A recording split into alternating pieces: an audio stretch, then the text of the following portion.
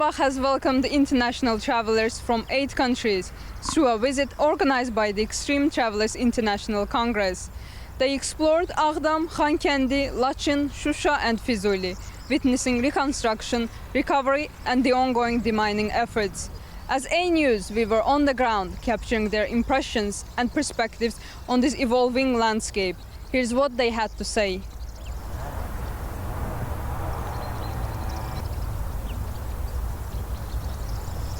I saw really nice restorations.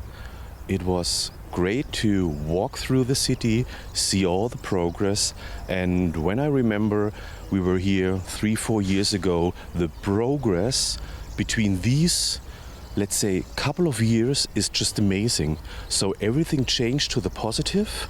Everything changed from, let's say, a more or less destroyed place to such a lovely place with a fortress, and everybody's so friendly, and it is so welcoming here. It really changed to the positive.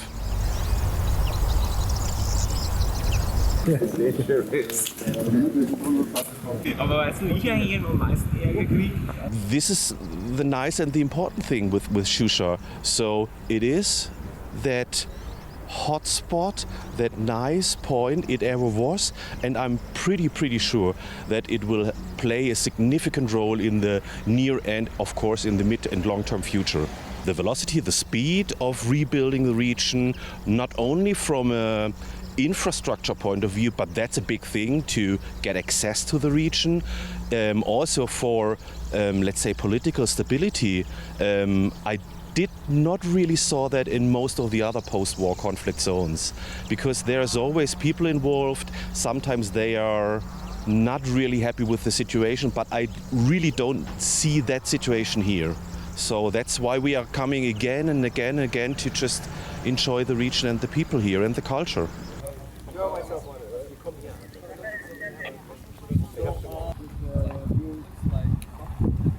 Well, I think most importantly is what we just learned is that every mine that you're identifying is actually being destroyed, so it cannot be brought into the traffic once again for international trade, so to say, on mining. I think mining is one of the most cruelest things that we have invented as humankind. So I'm glad to see that there's a systematic way to get rid of it and to get rid of it for forever. Yeah.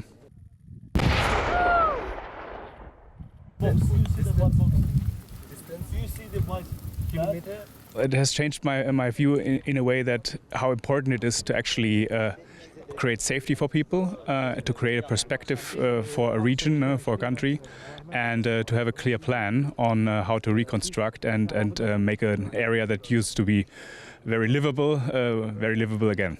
As global travelers with insight into multiple post-conflict regions, how do you see Karabakh's recovery influence regional diplomacy and foreign policy in the Caucasus? Well, it looks like you have found a good, stable equilibrium with the neighboring countries, but also with larger powers like the United States. So at the moment it looks like there's international backing and there's an international process for peace that seems to be stable for the coming years and provides a good perspective for the whole region. We do visit quite a lot of areas. I think the special situation that you have here is that you have a complete peace that is backed up, so that gives security, but at the same time I'm quite impressed by, again, the speed that you're recovering and the speed that you're reconstructing, which is a phenomenon in international standards. I've seen lots of reconstruction projects and this is one of the fastest one I've seen. Impressive.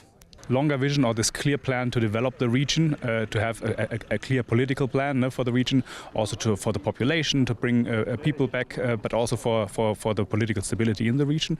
And that is being executed quite impressively, as I said, through so many reconstruction projects. That is really unique by international standards to see everywhere in the region, construction going on and being very fast and very professional. So I'm very glad to have seen this and hope for the best for the future for the region.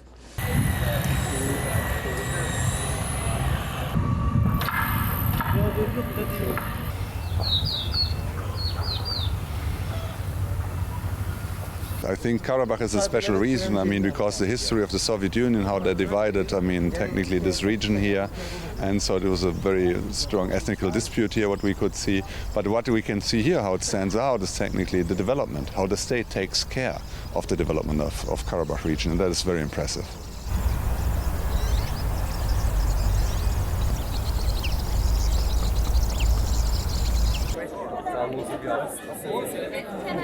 I have to say I'm extremely impressed. My first impressions here is that a lot of development, a lot of progress is going on. A lot is still in the work, so it's also very interesting to see what's going to happen here over the coming months and years. I think you have a perfect spot here to see how you combine history with the future, and therefore, especially here, the university is a great example of how you get your people in the area and beyond prepared for the future of this country. In general, I need to say it's very good to see development, no matter where it is in the world, right? Compared to other critical areas in the world, I think that you have here, yeah, I mean, it's actually surprisingly progressing here. You can, of course, this place has a certain history, but I think when you look here, you can see perfectly the future and the past. And I think this is very, very evident that this area, Karabakh, is on an extremely positive direction. Well, it's of the utmost importance, as you have seen now with the agreement arranged by President Trump. Thanks to international politics, you were able to hopefully solve the problem to reach Nakhchivan from Azerbaijan. So international politics is important on regional level as well.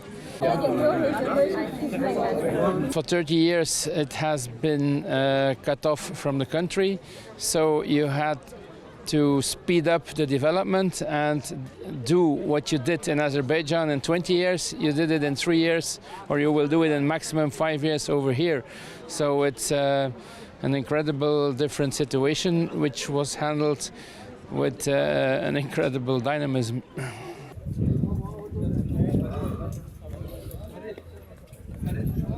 Some stay depressed for a very long time because no one dares to invest into them. Others recover quickly.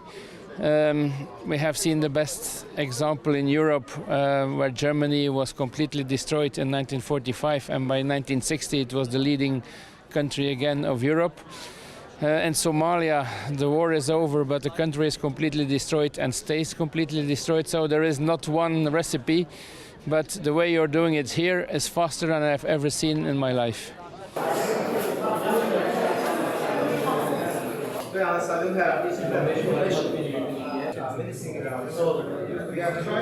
For me personally, it was curiosity about a part of the world that was closed for a long time and that is now reopened for development. And I've seen it in 2021 and 2024, and I'm sure I will come back in the future. I see a big change since the official memorandum for peace, which was signed recently, tripartite between Trump and the president of your country and the president of the other country. Before that, in the Western world, including Wikipedia, the picture was very biased, also in Western media in general. And only recently you could see that at least you have a 50-50 weighting of both sides by choice of words, by how places are described, named, and how history is being described.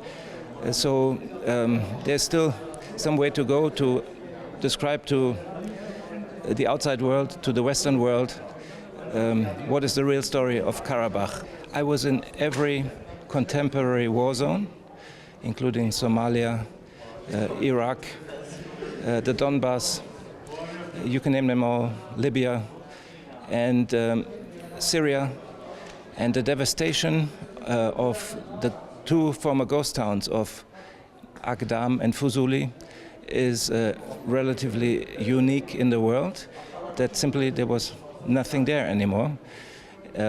Also, the time of 30 years or more that has grown over those cities gave it a very somber atmosphere that was very special.